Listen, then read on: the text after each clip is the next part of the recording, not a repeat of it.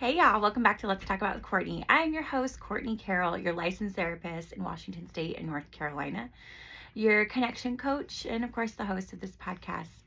Y'all, it's been a crazy couple of weeks. Summer is like crazy. So if I've been slacking, I am sorry. I'm going to be a little bit more consistent. Our traveling plans are just about done for the summer.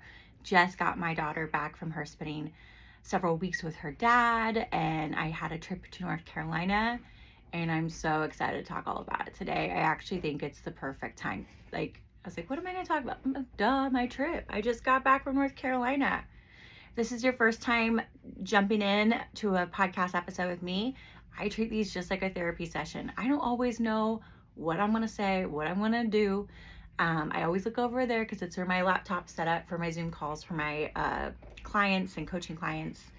And what I really love about each week as a therapist and coach is I don't always know what's going to happen in the week. 7 days or 2 weeks. And I even have like monthly clients that I see just once a month because we've done so much work. They're at that point, and even some that do quarterly. So I have no idea what could happen in 7 days, a weekend, months. And you never know how life is going for them. So I always go in as like a present process therapist and coach and being like, hey, catch me up before we jump in on whatever we've been working on. So last time I filmed, it was with my amazing friend and colleague, Jasmine Moore. Wasn't she incredible? Thank you for the amazing feedback. We had some technology issues, but still we had such a great conversation.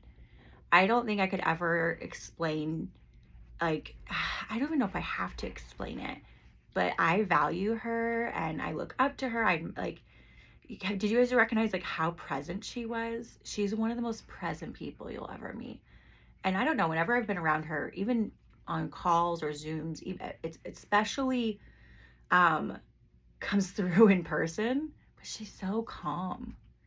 And she was so vulnerable last time we all recorded a couple weeks ago, and gosh, it was so good. So if you ever have questions and want to get to know more about her, I had put all of that in my social media, and if you can't find it, you DM me. I will get you hooked up with that girl. She's awesome.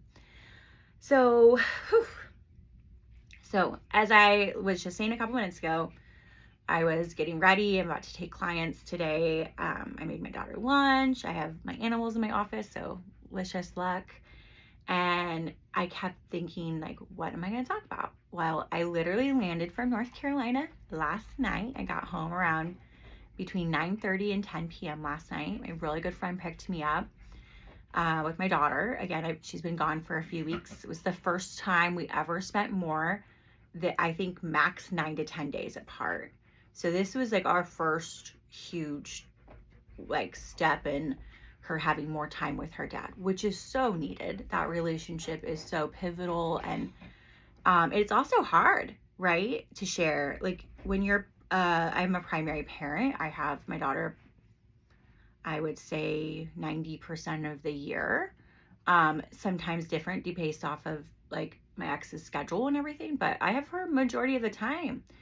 So it almost like surrendering her and just trusting it will go well when she's never done that. And she had a really hard first week transitioning, which some of that is normal. Some of that needed some communication and some understanding. And, but overall, like once I got her back, she had a really great time, and that's all that matters. Like all that matters, she got good quality time with her dad, had a good time, and was excited to come home. And I still feel guilty sometimes, like moving across the country. For those of you who have been following my journey, my relationship that I was in didn't work out when I got here, and not long after. And I had so much guilt about, did I do the right thing? Moving my daughter all the way back to home, Washington State, which it's where I'm from. I was born and raised here. And I was asking her, because I always try to touch, and I was like, how do you feel about North Carolina and Washington? Like, do you feel like you like one more than the other? Do you feel like you want to move back? Or do you like Washington? And just getting like a gauge check. And she's like, Mom, I'm ready to go home to Washington. And I like almost cried, because it's like you see it, tears coming. I'm like, it's something I really wonder and judge myself sometimes for, is did I make the right call? As a mom or a parent in general, I've never been a dad, I often say, but like trying to make the right call for your kid. And it's, I don't know if it's 50-50, but like you never know until like it plays out. But her even just saying she was ready to go home and she loves Washington, it just gave me like this overflowing like emotion, like you just saw. I almost started crying of like, okay, she's happy. That's all that matters, is that she's happy. Because if I'm going to backtrack, like I flew out about 4.5 days before I picked her up. I wanted to fly out to just spend some time with my very good friends there. I have some clients there, and I have some family there. So I was really excited. I've been missing North Carolina a lot. Washington, as I've shared throughout my journey, has not been the easiest transition. It's actually been one of the hardest transitions, if I'm being honest. And I was so excited to spend time with my friends, and my aunt and uncle were around. It was awesome. And I learned a lot this trip. It was like an exhausting, wonderful trip. Like I was so excited to see my daughter, but I was really excited to have a couple days to where I could spend time with friends. And a lot came up this trip, like I just said. Gosh, where do I even start? I'm like backtracking. If you're ever wondering how my brain works, I get like these like I feel like they're like movies that play through my head sometimes, like downloads, and how to play out the trip. And again, when I was thinking, what do I talk about? I think the word forcing, and not forcing yourself, not forcing relationships, not always reacting to everything. I feel like I was tested a little bit this trip, you know, because first and foremost, it was amazing. My heart was so full. But that being said, I had I saw a few friends, and relationships just aren't what they used to be anymore, which is not a bad thing. I have no ill will towards any of my friends, but when you realize like, hey, gosh, time flew and we're not as close anymore, or we're at completely different stages in our life, and I was thinking we just jump right back in, and that was not the case. I actually like a couple times had like step back, I like take a deep breath, I'm like, oh, this is different. And that's regards to so many things, like even the dynamics of transitioning my daughter back and forth, and it was not at all what I hoped it would be. Some of it was challenging, some of it was unexpected, and I want to say unnecessary, but it's just it's weird how things evolve and change. And I remember, and I still do, I even will admit this trip, I even try to force things or try to like change things, but I learned like no reaction is usually the best reaction, and I think that reiterated it.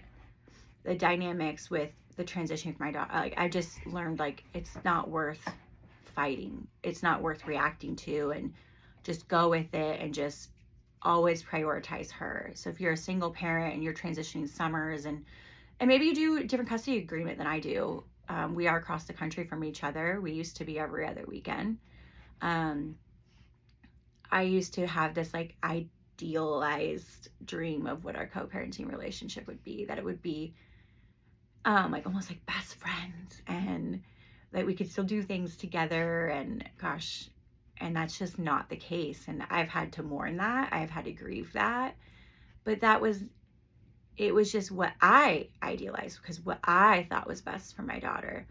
And I'm sure, just like any other co-parent, they might have a whole different idea and expectation of what's best. And all we can do is, in our own individual parenting time, is do what's best, that we think is best for our kid. So if you've had a hard season with that, like I feel you, I empathize with you, you have my heart. And if you ever feel like you don't have someone to talk to, like hit me up, DM me, book a session. We can walk through that together. It's been one of probably my biggest life lessons is like learning not to always engage, to always react, even though I'm not perfect at it. Because I realize the more I react or force things, it's the harder it is and it doesn't go anywhere. And that's something that's still a revelation to me. Like, it's still like, if I just don't react, like, it doesn't get bigger. And that's something I wish I knew, gosh, 2 years ago, a year ago. But you know me, the ever learning student on how to do things. And I also had a previous, I wouldn't say a relationship, but a male in my life that we kind of met long distance, incredible guy, incredible dad. And we were introduced by not partners, friends, mutual friends. And for whatever reason throughout the year, it just never worked between his dynamics and my dynamics and living on other sides of the country. But we finally got to meet for the first time. He had reached out when I was there. And I think I was like, I didn't know what to expect. And I thought it went really great and we hit it off. And then things just got a little confusing. And what happened was we were still in the same spot. Like, I think we both might have thought, I will speak for myself. I think I thought if I met him, like, that would change our dynamics. How wild is that? Like, I almost feel silly saying that to you. And we only had a few encounters. Like, we met once and we had a couple conversations, and it just was so confusing. Like, we were not on the same page. And I felt like I was starting to force, like, well, why can't we get on the same page? Or I think I know we're on the same page and you don't think we're on the same. It was so confusing. And what I took away from that, because it threw me off, if I'm being honest, what I really took away is, like, why would things change even with how do I say that? Why would things change when I already know the dynamics? We live on other sides of the country. We have very busy lives. There are dynamics in our co-parenting relationships that are very similar and also very different. And because he's so incredible, and I think he would say this about me, like, we so wanted it to, like, be able to be easy or click or have something come of it. And we left the trip thinking, like, hey, it was really nice to meet you. Safe travels. This didn't go, like, it's not turning into anything. And I was sad. And I also was like, well, of course. And it's just interesting that we try to force things. Just like I said earlier, why do we do that? Like, I could have not met with this guy at all and it would have been fine. But when he reached out to me, and I was like, oh, that would be fun to finally meet you in person.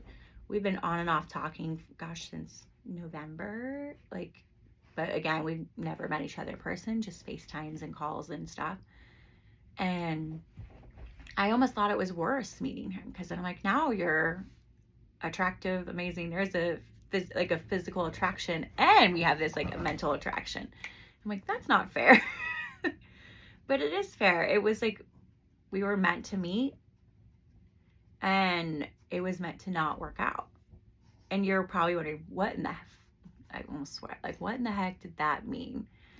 It meant, like, in that little bit of time, I got to meet someone I cared about, and I like those engaging conversations, and I don't want to go into too much detail because I want to respect his privacy, is like, we so wish it could, like, he's a primary parent too, and I think if we weren't and we had different dynamics, it could have been something.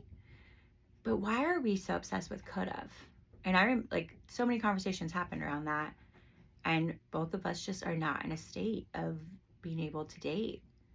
And I remember being sad about it. I was telling my best friend Nicole about it. I was like, it's such a bummer. If only things were completely different. If only things were completely different, it would work out. And I'm so happy to be back in Washington and under that perspective, because so many times I've seen my clients and even myself, because dating is still a whirlwind thing to me, in this after you've been married for 11 years. I was married for 11 years, together with my ex for 13-ish, and I've been separated for about 3 years. And it still blows my mind that I'm still learning so much about it. And the thing is, I'm not in a place to be dating if the dynamics aren't available. I am a primary parent. I am building my business. I am establishing residence here in Washington. And even though I don't know if I'll ever go back to North Carolina or not, but that is not where my current life is. And there's something about acceptance there, is like, it's okay to be in a part in your life. And even though you're craving a partnership, I know I am. I like, how much easier would life be with a great partner? And especially when you're around beautiful partners. When I was there in North Carolina, I was around several beautiful couples. Like, gosh, if you understood watching my friends, like, and they have all had seasons in their marriages, so by no means would they ever say their marriages are perfect. But watching the way they parent together and how they take care of each other, and even just like the sweetness around them and how they, gosh, it was so fun to see. And I just remember thinking, gosh, I would love that. And I think that's why I even entertained the idea of meeting up with that friend of mine that we were kind of testing the waters on. But the fact is, I know I want that, but I'm not at a place to be all about that. Does that make sense? Like, it's so easy, and I've seen it a ton of times, like how bad we want partnership, how bad we don't want to be abandoned, how bad we force relationships, like, and almost begging, like, why can't we just figure this out? Some things are just what they are. Circumstances are circumstances, and if circumstances change, dynamics change. That is the evolution of relationships, right? Is that they can change. Any relationship can change. Friendships can change. Like, I saw some amazing friends, and I realized some of my friends were just not at the same page anymore, and we don't have the same, I want to say connection, but like, we're just not at the same place in life. Like, and that's okay. And to not force or like change it back to how it used to be. That's such a easy thing for me to want to do. Like, I would love so much for so many of my relationships to be different. And if I was in charge, and if I could bippity boppity do, like, wand it up with some magic, they would be, like, so easily. But the fact is, I'm not in control of them. I'm not in control of my ex and my co-parenting relationship. I'm only my half. I'm not in charge of my other friendships or people I date. Like, I'm only half. And I think when you come from a childhood like mine, where my mom was a drug addict and I was abandoned, and she had cheated on my father, and I grew up in a blended family scenario, which had a lot of wild and interesting intricacies. Like, I don't even know if that's the right word, but that's the one I'm going to go with. And I remember always trying to like prove myself or force things, or like try to earn love, and try to, again, that word force just sticks with me. And I've just learned now, I will be 37 in a couple weeks, and I'm like, I don't want to force anything. And if things are confusing, and that's like the biggest thing I've learned about dating, if it's confusing, that's the clarity I need. Because we're so used to searching for clarity in confusion.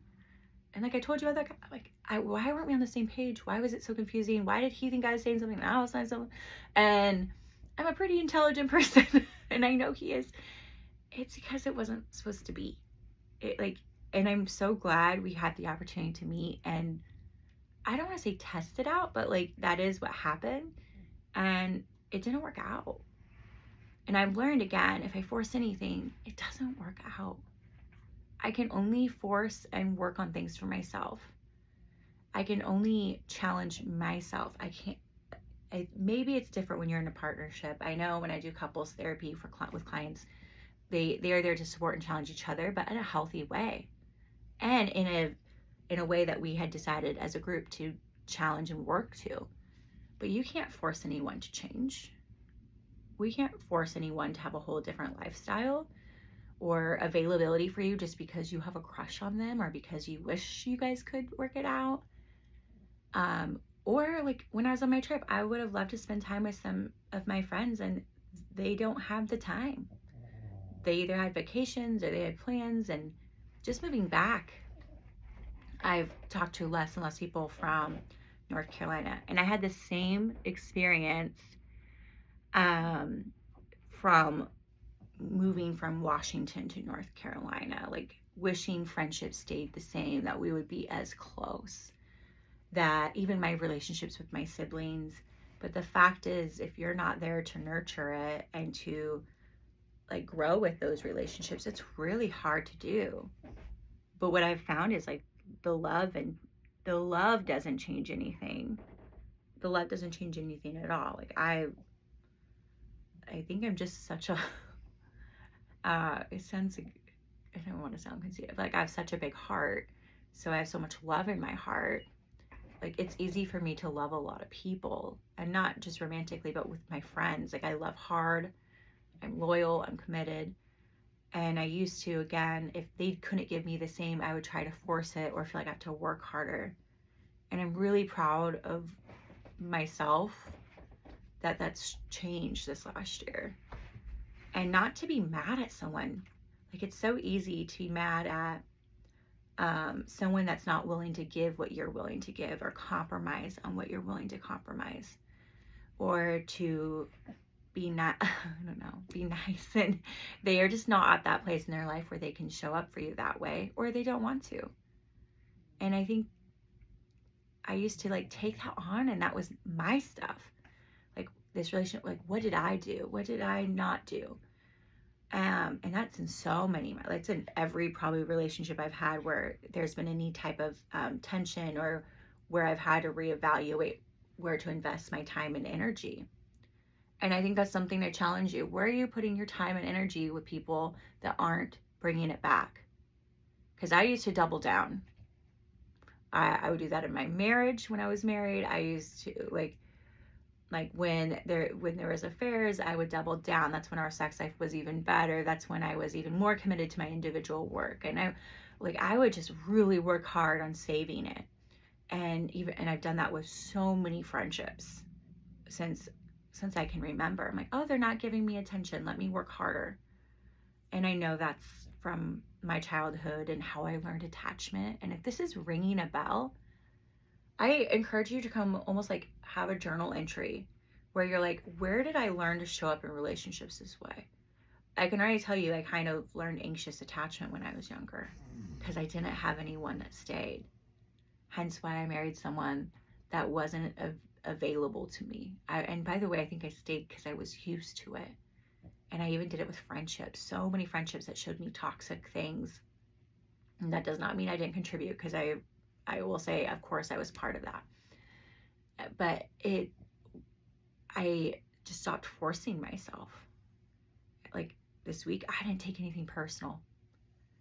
Like some things made me sad because you kind of grieve, like when you realize you and a very close friend aren't close anymore, or like a guy told you like that could have been really great if that worked out. And I was sad. Of course I was.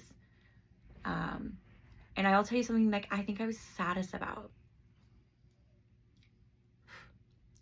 Friday night, I was at one of my best friend's houses. They had this big cookout. My friend's husband made this big shrimp boil. We were having ourselves the best time. I was surrounded by so many people I love. And I just remember thinking, how crazy was I for leaving this place? How crazy. How in the world am I supposed to leave? Because maybe that would have been the answer thing. Maybe that my parenting relationship would be different. Maybe the guy I was interested in, that would have worked out because I would be local, or I would see my friends more. And these friendships in North Carolina, they fuel my heart. I don't go away empty. I don't go away exhausted. I go away more fulfilled. And like my heart is so full when I'm around them, But even when I lived there, y'all, like, I couldn't see them all the time, and their relationships are different at the time I lived there too. But I couldn't tell you enough, like, how grateful I was for this trip. And by the time 2 days later, when I like came to terms on like how I felt about the trip and talking to Hazel and like, hey, where are we at? We were ready to come home. When Hazel goes, I'm ready to go home to Washington. I was like, I'm ready to go home to Washington. And how beautiful is it that we have a wonderful place there in North Carolina where we have people we love. And most of them really, truly invest in relationships with us when we're in Washington. And instead of forcing relationships when I'm there, is to see the people that mutually invest when I'm there or when I'm not there. And to just have a good time and laugh and just enjoy that time and to not force anything. I think that was my biggest takeaway.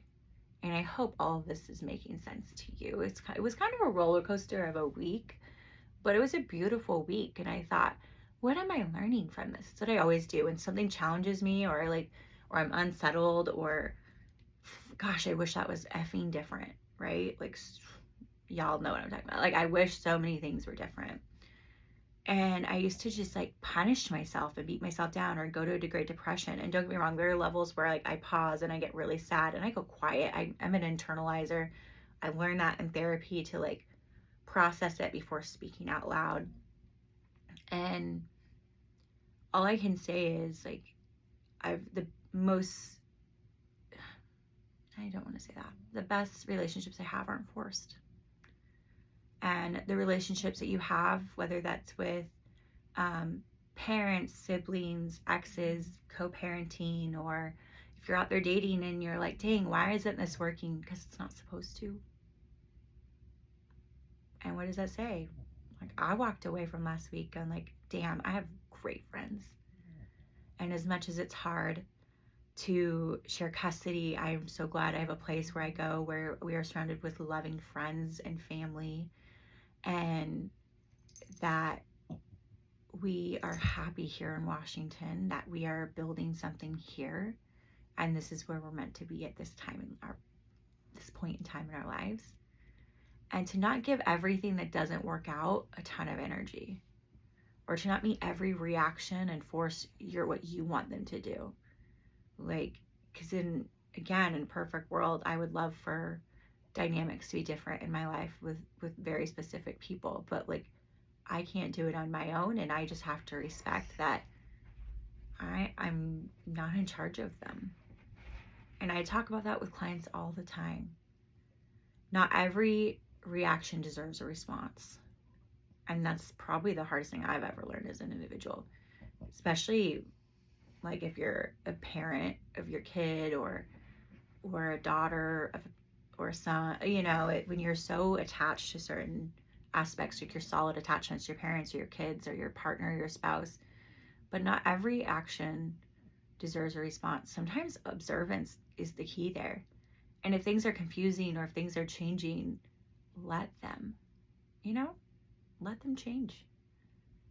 Let things go, even if it's sad, even if you wish it was different. Because confusion is a behavior, and behaviors are information, and nothing should be confusing for you in any relationship. You shouldn't have to force yourself to have someone make time for you or to be like you. I think if it's really bad or you're in that relationship, you're like, this doesn't feel right. It doesn't feel right. And you have to ask yourself, what can I control and what can't I control? And I've learned this last couple of weeks especially, like I can only control my response. That's all I can do. I can only control my output and my input. And if it doesn't meet up, if it doesn't match, that is the answer. And again, if you're forcing relationships, if you're forcing yourself to do something like that doesn't feel natural or easy, or maybe you're doubling up in a relationship, especially romantic relationships, and they're not as invested or they just don't have the time, I challenge you to stop. being single is hard. Being a single mom is hard. It's one of the hardest things I've ever done. But I would rather be single and not confused. I would rather not force relationships and be only in charge of myself, because that's where I'm more at peace. Because if I go into that spiral of wishing and wanting and almost begging someone to be different or to do things how I do them or be as invested as I am, like, I'm the one that loses. I lose sleep. I gain anxiety. There might even be like little, like, I don't know, drips of depression. And it's just, what I've learned is to just surrender that, and I am able to breathe through it better. I hope this makes sense for you. I hope if you're out there and even get tested, like, not that I was tested, but like tempted, that's the better word, to do the opposite, respond to an email different, respond to a friendship's conversation different, or even wish a relationship would be different, a romantic one. And I feel like I had all the challenges this week, and I feel like I left with the answers I needed. Not forcing doesn't, by forcing it, I lose my peace. By letting things be, I don't. By not reading too much into it or not making everything about me, and trust that myself, that everyone's responsible for the way they do things and how they want to be and how they want to interact. That's their choice, and that's their life. That I can only control my life and what my current circumstances, my dynamics. And behavior is information, my friend. Behavior is information. And it's so hard when you want love, when you want things to be different, to force things or to double down or to, what's the way? How do I finish this up? Like, it is so easy to do what you're used to doing by begging, by wishing, by reacting. And that doesn't mean you won't make mistakes. I make mistakes all the time. Are you willing to learn from them? And if you're able to learn from them, you're already growing. You're already on the right page.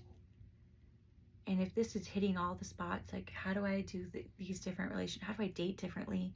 How do I respect my co-parent and respect my relationship with myself? And maybe it's like just separating the two. Not everything is about you, about me. Not everything, like, and as you're watching people's behaviors, just watch. Because I everything is information. And I used to go up. I used to like push forward. I'm like, no, I want this. And like, all I can say is, I do wish things were different. I will only hope that things get better. I will only hope that any relationship I have gets better, gets stronger, that is in a positive way. And if it can't maneuver that way, to let it be, to control myself, and maybe ask myself, maybe I'm not ready to date right now. Maybe I don't have to react to everything someone does.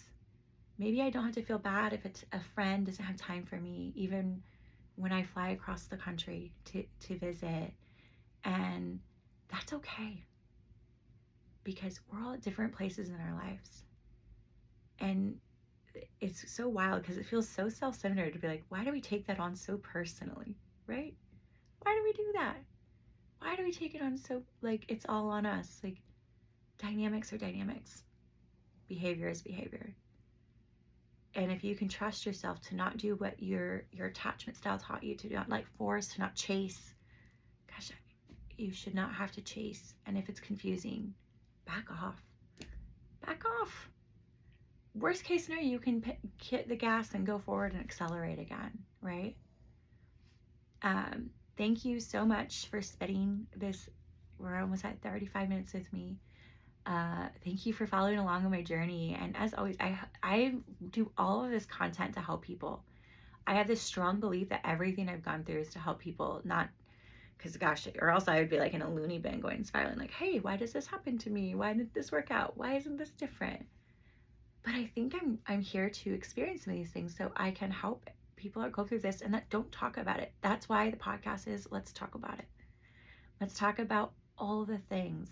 Let's talk about how confusion is an answer, how forcing is not healthy, and that those are informations not just about others but ourselves, and to not take everything personally, because it's hard not to.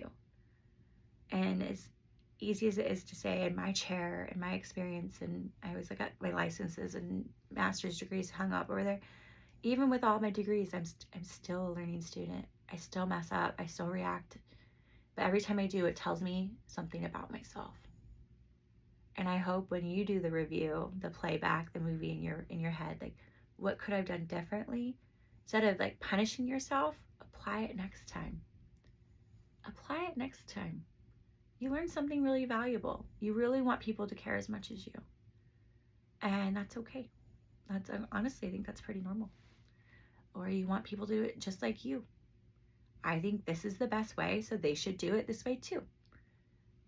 It's not how it works. Trust me. So we just have to stay focused on ourselves and what we are in control of, and to observe and watch behavior, and to not let other people absorb our own stuff. I am so, again, thankful for you. I hope you enjoy. If you have questions, concerns, please DM me. You can comment. I always react, or not react. I always write back. Remember, we're talking about not reacting.